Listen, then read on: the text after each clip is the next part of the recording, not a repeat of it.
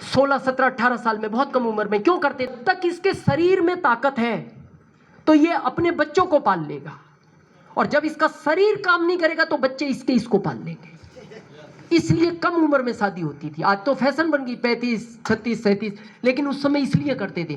तो इसलिए माता पिता को बुढ़ापे में बच्चे साथ चाहिए। और आप देखना, पैसों के लिए ये माता पिता से दूर रहता है। जब माता पिता को सख्त जरूरत है कि मेरा बच्चा मेरे पास रहे, कभी दीपावली होती है या कभी कोई और त्योहार होता है, तो देखना माँ कभी कभी बीच में फोन कर देती है, बेटा घर कब आओगे? क्यों कह रही है? वो बीमार है, वो अपने बेटे के साथ रहना चाहती है। तो बेटा बोलता है, माँ छुट्टी तो नहीं मिलेगी अभी। बेटा पूछो ना अपने साहब को, कभी दे दे।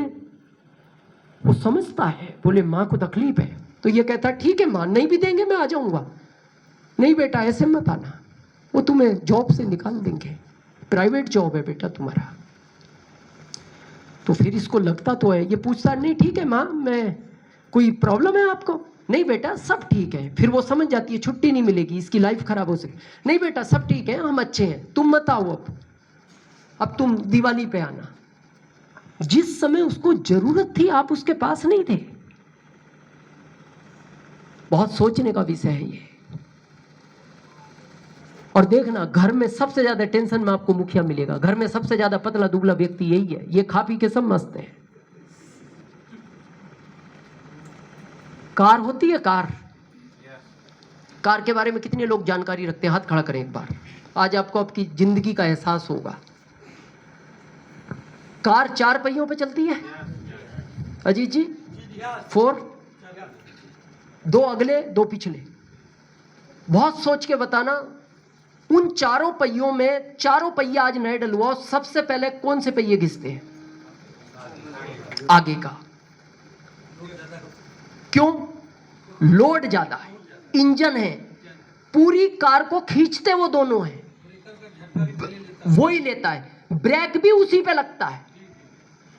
यानी उन पहियों पे जिम्मेदारी ज्यादा है। और देखना हम कितने समझदार लोग हैं, जब वो अगले पहिए थोड़े से घिसे, उन्हें हम पीछे डाल देते हैं, अगले नए डलवा लेते हैं। क्यों? अगले पुराने रहते तो क्या फर्क था, पिछले डाल लेते नए। क्योंकि अगर कार 100 की स्पीड पर चल रही है और अगला पहिया फट गया तो कार डिसबैलेंस नहीं होती, कार पलटती है, क्योंकि अगला फटा है। और पलट गई तो उसमें जितने भी लोग बैठे एक भी नहीं बचेगा।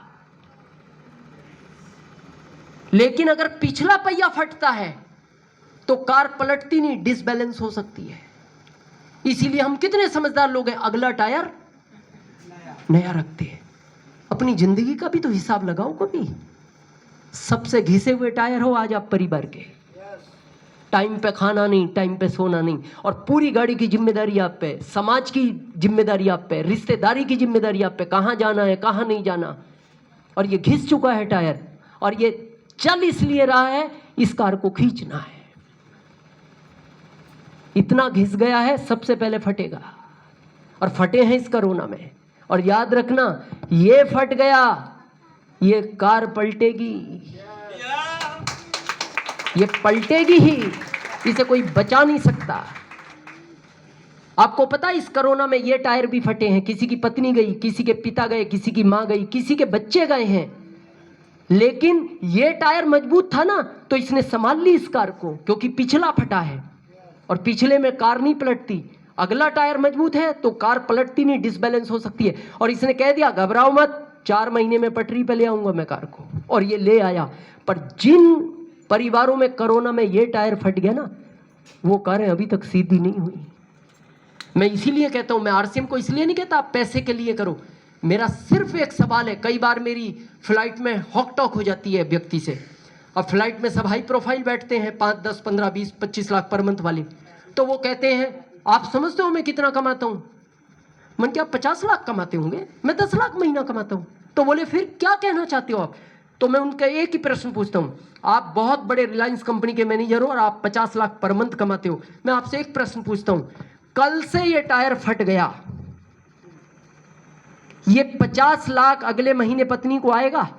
नो। क्या पत्नी को रिलायंस का मैनेजर बनाया जाएगा अगले महीने? वो कहता नहीं। मैंने कहा चलो, आप किसी स्कूल में प्रोफेसर हो, आपकी सैलरी 5 लाख है, कल से कुछ घटना हो गई, आपकी पत्नी को प्रोफेसर बनाया जाएगा? 5 लाख उसको आएगा? नो। आप किसी भी प्रोफेशन को देखो, डॉक्टर, वकील। फिर हम इतना सीना चौड़ा करके मार्केट में क्यों घूम रहे हैं? मैं डॉक्टर हूं, मैं इंजीनियर हूं, मैं प्रोफेसर हूं, मैं बड़ा टीचर हूं। तो वो कहते हैं आपके सिस्टम में क्या है ऐसा जो आप 10 लाख पे इतना गर्व करते हो महीने के? मैंने कहा आप यहां 10 लाख पर मंथ पर हैं और आप 50 लाख पर हैं। आपके साथ कुछ हो गया, आपका इंजीनियर उसी दिन आपके साथ चला गया, आपका वकील आपके साथ चला गया, आपका टीचर आपके साथ चला गया।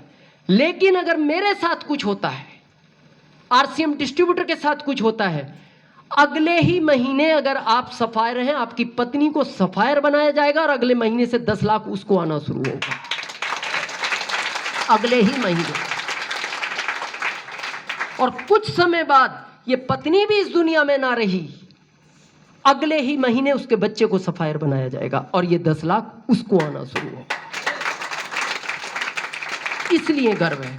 और मैं हमेशा कहता हूं, आरसीएम किसी के लिए करना मत करना, एक बार इस फैमिली के बारे में सोचना और लास्ट में अकेले आज बैठना, कहीं अकेले रूम में बैठना 5 मिनट के लिए और अपने दिल से पूछना कि मेरे बाद इस फैमिली को इस पहिए की जरूरत है या नहीं जो कार को खींचेगा। जवाब मिले यस, इसको कभी छोड़ना मत। और अगर आपका दिल कहे कि मेरे बाद मेरी इस फैमिली को इस पहिए की जरूरत नहीं है, आप इसको नहीं करना। आपने हम सबको सुना, इसके लिए हम आपके बहुत बहुत आभार।